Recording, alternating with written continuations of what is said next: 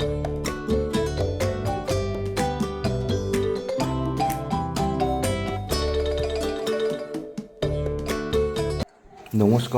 কেমন আছেন সবাই?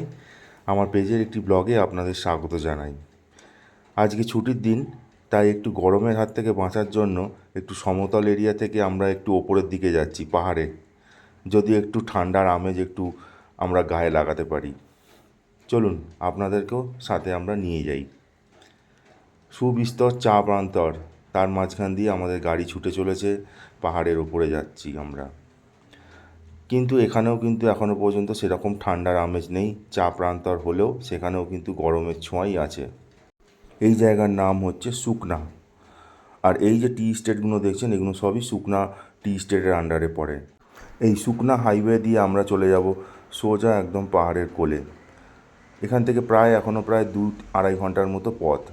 আর আমার ডান দিকে দেখছেন তো, ছোট্ট একটি রেলওয়ে লাইন চলে গেছে। এটা হচ্ছে সেই দার্জিলিংয়ের বিখ্যাত টয় ট্রেনের লাইন। আর সামনেই পড়বে কিন্তু সুকনা রেলওয়ে স্টেশন। আর বলতে বলতে এই সেই রেলওয়ে স্টেশন। আর আমাদের ভাগ্য এতটাই ভালো যে আপনাদেরকে দেখানোর জন্য এখানে একটি স্টিম ইঞ্জিনও দাঁড়িয়ে আছে। এটা সবে এনজিপি থেকে ছেড়ে সুকনা রেলওয়ে স্টেশনে এসছে।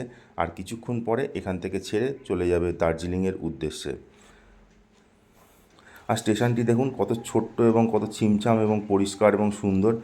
একটা মনে হচ্ছে যেন সেই খেলনা গাড়ি দাঁড়িয়ে আছে, তার মধ্যে গুটি কয়েক লোক বসে আছে। কোনো চিন্তা নেই, ভাবনা নেই, আরাম করে জঙ্গলের মধ্যে দিয়ে তারা এখন ছুটে চলবে তাদের গন্তব্যের দিকে। এখান থেকে দার্জিলিং পৌঁছানোর পথ প্রায় 7 ঘন্টা লেগে যাবে এই স্টিম ইঞ্জিনটি। এটি অনেক সময় সাপেক্ষ বলে এখানে যারা ট্যুরিস্ট আসে তারা কিন্তু এই ট্রেন চড়ে দার্জিলিং পৌঁছায় না। তারা কিন্তু তাদের ভাড়া গাড়ি করে তারা দার্জিলিংয়ে পৌঁছে যায়, কারণ এখানকার লোকাল লোকই বেশিরভাগ এটা ইউজ করে। তো চলুন, এই যে চলে গেল স্টিম ইঞ্জিনটি তাদের গন্তব্যস্থলে। তো আমরাও এখান থেকে বেরিয়ে আমরাও আমাদের গন্তব্যস্থলের দিকে এগোতে থাকি গুটি গুটি করে। চারিদিকটা দেখুন, ঘন সবুজে মোড়া একদম একটি জঙ্গল, আর তার মাঝখান দিয়ে রাস্তা। আর রাস্তাটি এতই সুন্দর যে গাড়ি চালাতে আমাদের কোনো অসুবিধাই হচ্ছে না। একদম পুরো স্মুথলি আমরা পৌঁছে যাচ্ছি আমাদের গন্তব্যের দিকে আস্তে আস্তে করে। আর আমাদের ডান দিক করে আমাদের দেখুন সেই টয় ট্রেনের লাইনটি উঁকি ঝুঁকি মারছে জঙ্গলের মধ্যে দিয়ে, একবার এদিক যাচ্ছে একবার ওদিক যাচ্ছে। আমরা এখন উঠে গেছি প্রায় পাহাড়ের অনেকটাই ওপরে। আর এখানে এখন দেখা যাচ্ছে মেঘের খেলা। রোদ বলতে সেরকম নেই, কিন্তু ঠান্ডাও সেরকম নেই, কিন্তু গরমের ভ্যাপসানি গরমটা কিন্তু এখনও আমাদের পেছন ছাড়ছে না। আর এই যে জায়গাটি, এটা হলো আমাদের কার্শিয়াংয়ের একটি গেস্ট হাউস। তো এখানেই আজকে আমাদের রাতের গন্তব্য। চলুন একবার গেস্ট হাউসটা ঘুরে দেখাই। এই হচ্ছে গেস্ট হাউসের এন্ট্রি পয়েন্ট। এদিকে সব বিভিন্ন রকমের ফুল গাছ রাখা আছে, শীতের ফুল। এখানে গোলাপ কিন্তু বেশ ভালোই হয়, থোকো থোকো গোলাপ। এই দেখুন, গোলাপের মধ্যে পোকা ধরেছে, পোকায় কেমন গোলাপটা খাচ্ছে।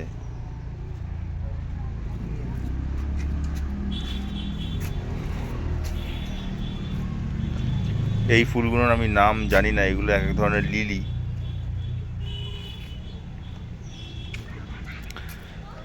এই দেখুন, আরও আরও গোলাপ আছে ভেতরে, অ্যাজেলিয়াও ফুটে আছে এখানে।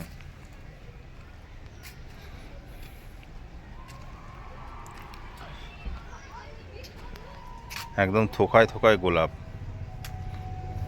যেটা আমাদের ওইখানে কিন্তু এই সময় দেখতে পাবেন না, এই তাপমাত্রার দৌলতে।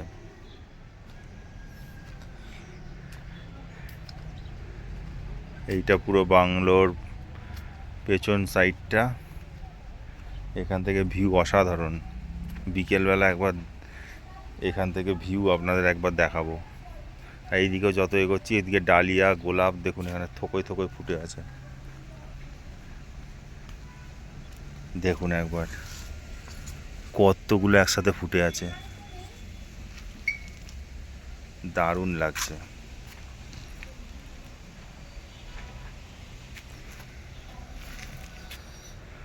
আর এই হচ্ছে এখানকার ভিউ পয়েন্ট। এখন ওয়েদার একটু মেঘলা।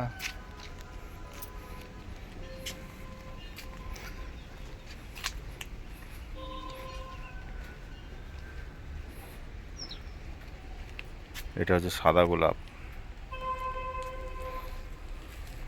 এইদিকে ওয়েদার মেঘলা থাকায় এখন কাঞ্চনজঙ্ঘার রেঞ্জটা দেখা যাচ্ছে না, হিমালয়ান রেঞ্জ।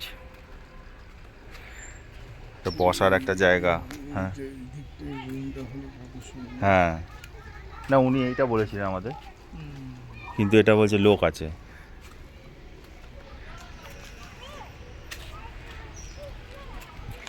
এই হচ্ছে, ফুলগুলো দাওয়াই পানিতে ভর্তি। এগুলো হচ্ছে এক ধরনের ক্যাকটাস, বেশ নিট অ্যান্ড ক্লিন, ছোট্ট একটা বাগান। সময় গড়িয়ে এখন দুপুরবেলা, তাই বেলায় 2টোর সময় আমরা এখন লাঞ্চ করতে এলাম আমাদের গেস্ট হাউসে। আর লাঞ্চের মেনু হচ্ছে ভাত, ডাল, সবজি, আলু সিদ্ধ, আর হচ্ছে একটি করে ডিমের অমলেট। এখন বাজে ঘড়িতে বেলা 3টে। আমরা এখন একটু বাইরে বেরিয়েছি, আর বাইরে বেরোনোর সাথে সাথে একটু হালকা ঠান্ডা হাওয়া আমাদের গায়ের ওপর দিয়ে বয়ে যাচ্ছে। এইবার মনে হচ্ছে যেন আমরা একটু পাহাড়ে এসেছি। কলকাতার ছোঁয়া ছেড়ে আমরা একটুখানি ঠান্ডার আমেজ পেতে চলেছি। হয়তো রাত্রে হয়তো এর থেকেও একটু ঠান্ডা হবে আশা করা যায়। তো চলুন, আমরা এখন চলে এসেছি ডাউহিল জায়গাটায়। আর এখানে একটি বিখ্যাত স্কুল আছে, ডাউহিল স্কুল। আর এই সেই স্কুলটি আপনাদের একবার দেখাই। ভেতরে হয়তো যেতে পারছি না, কারণ এখানে এখন স্কুল ছুটি হয়ে গেছে আর গেট বন্ধ হয়ে গেছে, তাই বাইরে থেকেই স্কুলের চিত্রটি আপনাদের সামনে তুলে ধরলাম। এখানে বহু দূর থেকে বাচ্চারা এখানে পড়তে আসে, কারণ এখানে বোর্ডিং ফেসিলিটিও আছে এই স্কুলটির সাথে।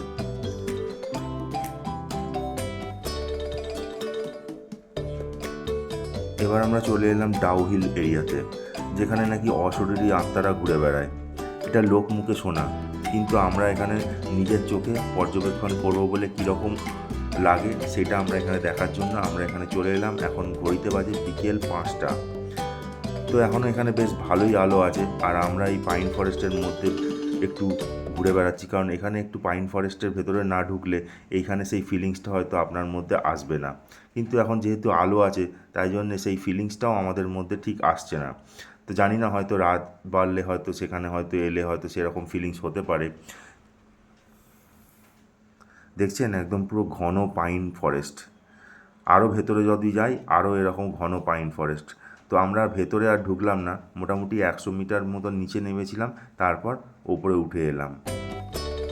তবে একটি সুন্দর একটি প্রেক্ষাপট এটা কিন্তু ছবি তোলার।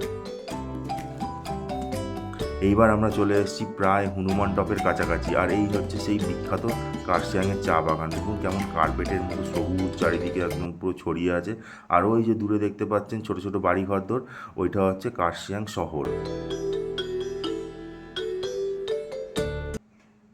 এখন আস্তে আস্তে বিকেল গড়াচ্ছে, তাই একটু একটু করে আলো কমছে, আর আমরাও এর অনুভূতিটা উপলব্ধ করছি এই রাস্তার ওপর এক সাইডে দাঁড়িয়ে।